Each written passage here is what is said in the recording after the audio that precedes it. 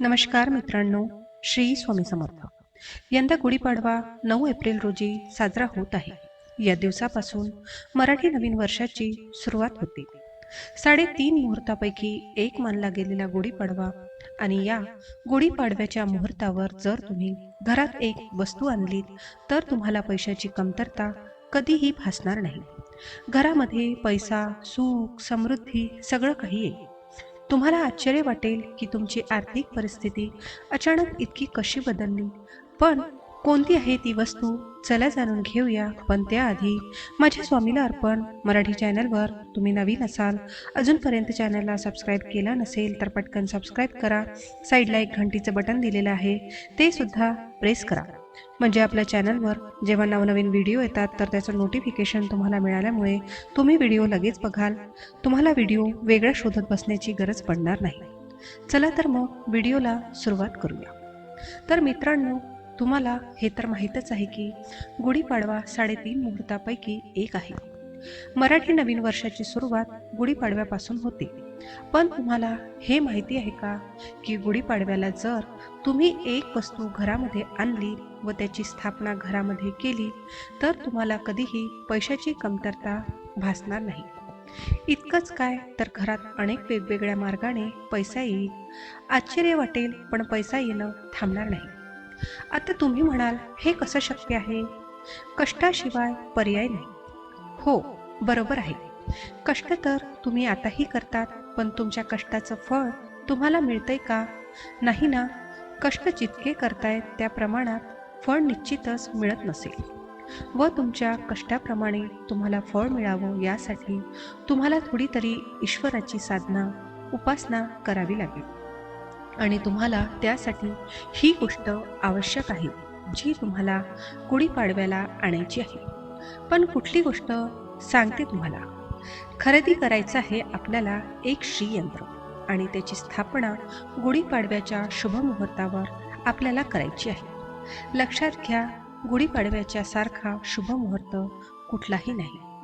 तुम्हाला श्रीयंत्राची स्थापना करायला गुढीपाडव्याच्या मुहूर्ता इतका शुभ मुहूर्त कधीच मिळणार नाही.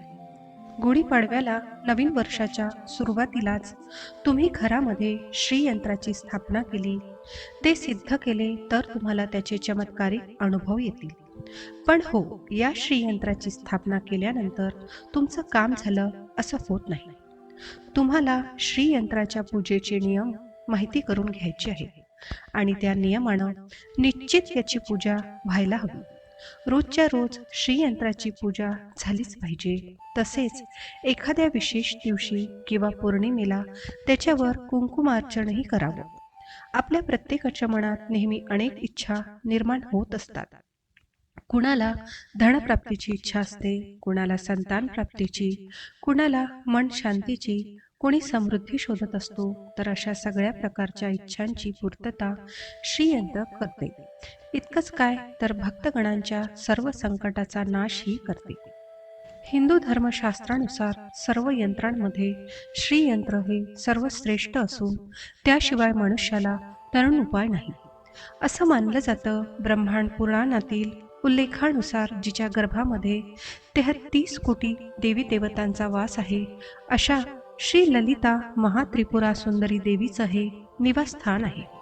आणि त्या निवासस्थानामध्ये महाकाली, महालक्ष्मी, महासरस्वती अशा सगळ्या प्रकारच्या शक्तींचा वास आहे.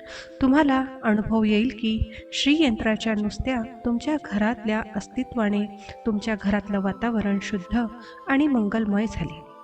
ज्या घरात हे यंत्र असतं त्या घरात नेहमी समृद्धी नांदते.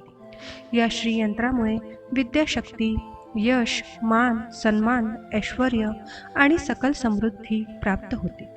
या यंत्रामुळे सर्व प्रकारचे भय सुद्धा नाहीसे होतात. या यंत्रामुळे दुःख, त्रास, साडेसाती अशा सगळ्या संकटांपासून मुक्ती मिळते. या यंत्रामुळे सर्व मनोकामनांची पूर्तता होते आणि जीवन आनंदी होते. ज्योतिष्य शास्त्रानुसार श्रीयंत्र माता लक्ष्मीचे प्रतीक मानले जाते. या यंत्राची नियमित पूजा केल्यामुळे घरामध्ये माता लक्ष्मीचा वास राहतो. अर्थात घरात पैशाची कमतरता भासत नाही असे म्हणतात. तुम्ही सुद्धा घरात श्रीयंत्र आणणार असाल तर त्याआधी ज्योतिषशास्त्राने दिलेले नियम जाणून घ्या. या नियमासह श्रीयंत्राची स्थापना केल्यास भक्तांना शुभ फळ मिळतात. योग्य नियमाचे पालन केल्यावरच तुम्हाला उपासनेचं पूर्ण फळ मिळतं. म्हणूनच श्रीयंत्र कधी लावावं याबद्दल ज्योतिषी सांगतात की कोणत्याही शुभ आणि धार्मिक कार्य शुभ मुहूर्ताशिवाय करू नये, अन्यथा व्यक्तीच्या कामात अडथळे येतात किंवा त्याचं पूर्ण फळ मिळत नाही. त्याप्रमाणे श्रीयंत्राच्या स्थापनेपूर्वीच्या शुभ मुहूर्ताबद्दल एखाद्या चांगल्या ज्योतिष्य तज्ज्ञाचा सल्ला घ्यावा. मंगळवारी आणि शुक्रवारी श्रीयंत्राची पूजा करावी. देवघरामध्ये श्रीयंत्राची स्थापना करावी आणि तिथेच ते ठेवावे.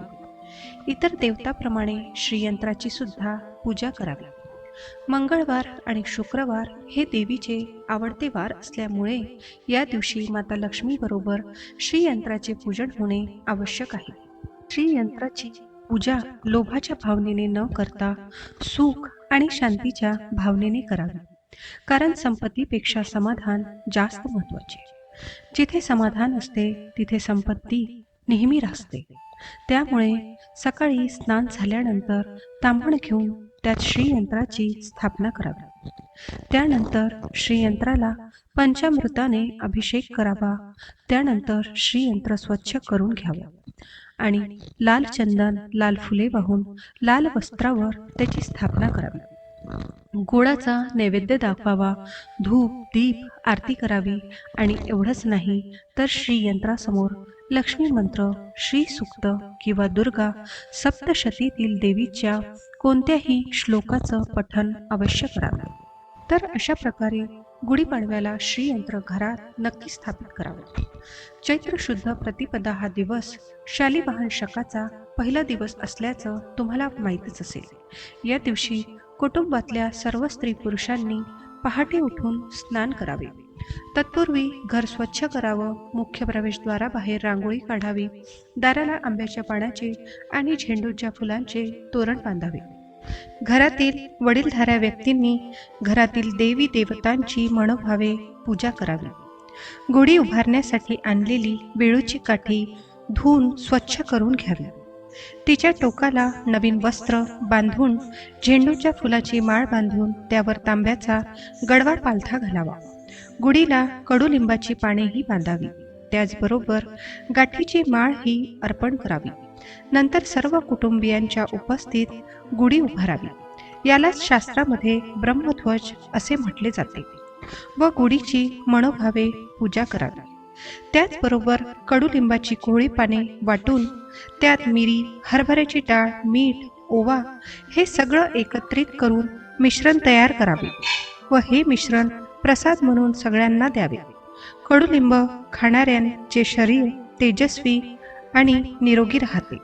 नंतर गावातील राम मंदिरात जाऊन प्रभू रामचंद्राचे कुटुंबांसोबत दर्शन घ्यावे. परंतु मंदिरात जाणे शक्य नसेल तर घरातील रामरायाच्या प्रतिमेला नमस्कार करावा व रामरायाची घरीच पूजा करावी. गुढीपाडव्यापासून चैत्र नवरात्रे सुरू होतात. हे नवरात्र देवीची आणि रामाचे नवरात्र म्हणून साजरे केले जातात. रामनवमीला हे नवरात्र संपते. गुढीपाडव्याच्या आदल्या दिवशी नवीन पंचांग बाजारातून विकत आणावं. त्याची गुढीपाडव्याला पूजा करून त्यातील वर्षफल सर्वांनी कुटुंबियांच्या उपस्थित वाचावे. दुपारी सर्वांनी सोबत बसून भोजन करावे आणि दिवस आनंदात घालवावा. म्हणजे येणारे नवीन वर्ष तुमच्या जीवनात सुख आणि समृद्धी घेऊन येईल. सूर्यास्तापूर्वी गुढीवर हळदी कुंकू अक्षदा अर्पण करावा आणि नंतर गुढी उतरवा. गुढीपाडवा हा 3.5 मुहूर्तांपैकी एक आहे. त्यामुळे या दिवशी तुम्ही नवीन गोष्टींना प्रारंभ करू शकता. तुम्हाला नवीन व्यवसायाची सुरुवात करायची असेल, तुम्हाला सोनं खरेदी करायचं असेल किंवा नवीन वाहन घ्यायचं असेल किंवा घरात कुठली मोठी नवीन वस्तू खरेदी करायची असेल तर हा दिवस उत्तम आहे. तर मित्रांनो, गुढीपाडव्याच्या तुम्हाला सर्वांना हार्दिक शुभेच्छा. धन्यवाद. श्री स्वामी समर्थ. जय जय स्वामी समर्थ.